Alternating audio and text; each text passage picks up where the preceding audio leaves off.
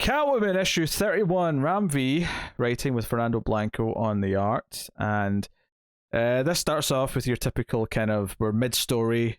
There's a bit of an action scene with Catwoman. And this is where I was confused. Wait a minute, how did the last issue end? I don't remember it ending with her in a situation like this. No, because it didn't. It ended with her in the dress, walking into the ball, undercover, because she's going to try and find out where Ivy is. Thankfully, a few pages later, it says earlier that night, and you realised everything. Yes, so that is the general idea. So it's basically her explaining to the bad guy here. Is it Mr. Roy, I want to say? Yes. Who, like, how she did this, how she pulled this off. And she goes back and explains, well, I was there, I was charming you, stroking your ego a little bit, and we see, like, the other characters react, and it's a bit of it's essentially the heist moment of a movie where we see all the parts coming together. It's not as intricate as that, because ultimately it's just, we set up the fact that we're going to go and try and save Ivy last issue, and then here we're already in it. But it's things like they stole part of the art showcase so that they'd think, oh, there's a thief about, so they'll go check on the most valuable things, being Ivy. Yeah, and then it's like, how the catering guy's there, and he's actually one of the Alleytown kids, and Shoes is there, with the blue hair. And yes, who by the way, just by that's Roy and Cheshire's kid. But oh, is it? Interesting. She doesn't know. She doesn't know, though. She doesn't know. I didn't know that was their relationship had still even happened in this continuity at the moment. Well, that's what happens when you miss a weekend. That you get. Look, it was 100 pages. I had other things to read to get this. So it was just funny, like, because not that it shows there's anything super important in this issue. She's just kind of part of the plan, but it was just kind of funny having this context in this one where I'm like, oh, okay, we have all this. Keep an eye on her. Yeah, there's going to be a lot of story with her going forward. But yeah, it's how she she got the code for the doors because she put some citrus on his hand and blah blah blah, and gets Ivy out, and then she's like, hey, you realize I'm stalling here, right? Like, this is all the misdirection, and then. But the big dramatic thing at the end, though, because it shows you how Ivy escaped, she's in the food cart and all the rest of it. Very interesting as well. She's very spaced out and speaking nonsense, shall we say? Yeah. I thought super interesting. Again, this was another Ram V book, but the Swamp Thing, where we had in issue 3 inside the green with the multiple Ivies. This was very much the same lettering as that confused Ivy in that issue. With the wavy bubbles and the kind of the interesting text, the way it kind of waves. Yeah, I do wonder if the Ivy stuff is going to be a backdoor crossover. And by backdoor, what I mean is that you don't have to read both books by any means, but the Ivy stuff on its own will have like an added understanding. Whatever. I was kind of feeling the same here, seeing this, going, oh, interesting, as you're talking about with Shoes, basically, where I didn't feel like I was missing anything in this particular issue, at least not knowing. But it was just more, I'm seeing things that this is interesting from a wider perspective. Yeah. The big thing for me, though, here was when Mr. Roy realizes that Ivy's gone and he doesn't want his employer to find out, but he's going to now because he's failed. He just takes his gun and kills himself. And it's this pretty shocking, dark moment that really elevates things. And obviously he mentions the name of who this is, and this is where it sort of starts to really tie into the world of Gotham right now and what's going on with Batman, because it becomes about Saint. And we even see Saint, he gets a scene on his own now, when he's big skyscraper, where we've seen him before, and he's got his the White Witch, which notably is spelt differently. It's white as in IGHT. Who we definitely saw in Future State, right? Yeah. He's talking about his plans. I did like the classic mugshot of Catwoman being used in the hologram. Nice touch.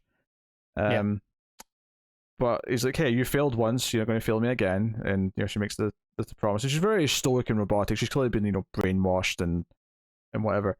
Maybe more directly controlled, given that her eyes glow. Yeah.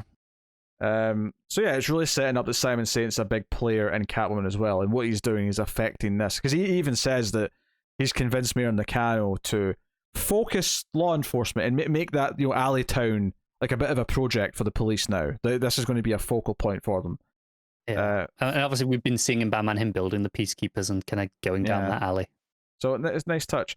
And we find that they've got a new hiding place for Ivy for now, which is this old train station, the abandoned station in near Abandoned Alleytown. Grove. Yeah. And that's where she is. And obviously the mysterious stranger who gave her like help, he's still around here giving advice and whatnot. We still don't know who it is. She goes to ask him, but he sort of Batman's out of the scene, as we do. So we don't really know who this character is yet. Nor do I have any real guesses at this point. But no. But then we do have a teaser, you know, that Father Valley has taken Leo.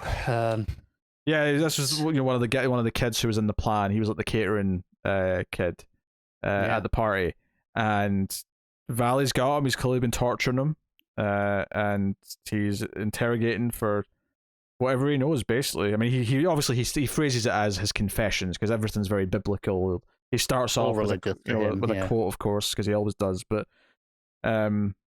he's got one of it's becoming more personal. It's becoming more.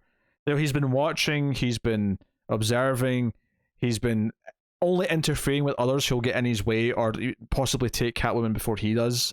And now he's starting to get closer, and maybe in a way that's going to hurt her because one of her kids now is being put through this horrible event. If not, maybe he'll eventually kill him, so that'll even just turn it up more. I think I appreciate how unpredictable Father Valley is, and I don't know if he's going to kill him or not at the end of this. Yeah, I don't know either. And then maybe escalate it after that. You could phrase it as he goes to someone who's closer to Selina, and the way I'd phrase it for us, the audience, is that it escalates because it becomes someone who's not effectively a red shirt and becomes someone who Selina cares about that we know as well as a character and have done for a long time. You know, whether that's Ivy or whether that's whoever is other question, but. So no, really well done stuff. It's something where this issue is mostly the how I did the heist explanation, but which is very fun to read. But I think the high point for me was the suicide of the villain and the following scene with Saint, because just having that all of a sudden kind of connect Batman and Catwoman into the same world in a really big way. Yeah. Because Alleytown always was meant to be part of Gotham, but like it kind of felt like it was on its own little pocket before, whereas now it feels like, oh no, it is really part of Gotham. Absolutely, yeah. No, I love this issue. Again, this is one of those books that for me is in contention for being possibly the best book DC are publishing right now. Because, everything in this issue is great. Like I say, the high stuff is a lot of fun. Blanco in particular, he's having a blast doing this stuff. There's even the layouts on the title page, Catwoman in Misdirection, it's like the actual credits title card. And then, like I say, you get to the hard hitting moments with the suicide and the phenomenal colors when it cuts to the Simon Saint stuff. All this, bathed in red light. It's super evil. I kind of love it. Yeah, I also think the Simon Saint stuff feels almost like it comes out of the Batman book in some ways. Obviously, it doesn't look like the exact art, of course, because it's it's still Blanco here, but in the way that everything with the other stuff in the issue, it's in a mansion, or later on it's in the broad daylight, and then into the abandoned station, but it's still daylight that's sort of lighting them. When it comes to Simon Saint, you get this a feeling of being up in the city, and it made me think of Batman or even more Detective Comics with all the neon lights and all that. It's captured that new Gotham feeling of the neon. Yeah. Basically, what I'm saying is that even though the art is different, it still kind of captures what the city feels like right now. And the idea that even editorials like having the artists do that is kind of impressive, to be honest. Yeah. So credit where credit is due. Because the way the lighting's kind of like, this is the coloring, I guess, more than anything, is drawn and colored onto them. Like, I think it's the light in that last page, the glow of the hologram on Saint's face. That really harsh blue light. It feels really like the light's affecting him, whereas when you go to the next pages, it's a very flat shading style. There's hard shadows and stuff, but there's no like sort of smooth shading, whereas when I look at the neon light on his face, or the hologram light, it feels like a gradual light. It feels different, and I think that really gives it a different feel to the rest of the book. Yeah. We're in a different world. We're up in his high skyscraper world where he's in charge, where he's plotting and scheming and putting all these plans into motion. I don't know, really good. That's great.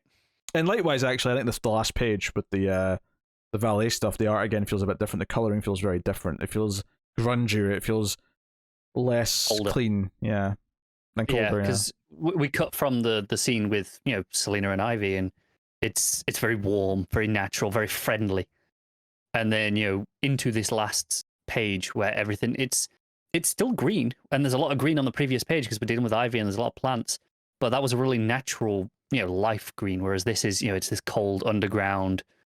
It's really harsh in comparison.